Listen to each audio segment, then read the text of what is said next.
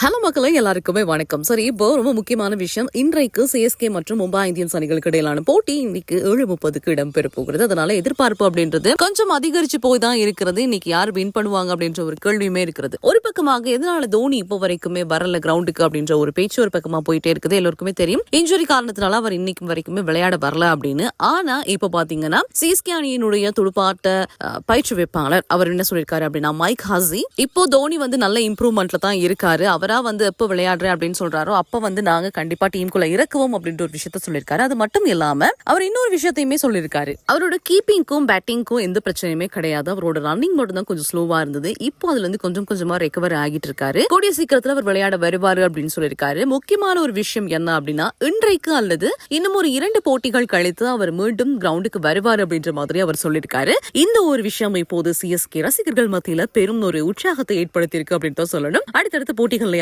CSK win பண்ணுங்கப்பா அப்படின்ற மாதிரி நிறைய ரசிகர்கள் பேசிட்டு இருக்கக்கூடிய விஷயங்களையும் பார்க்கக்கூடியதாக இருக்கு.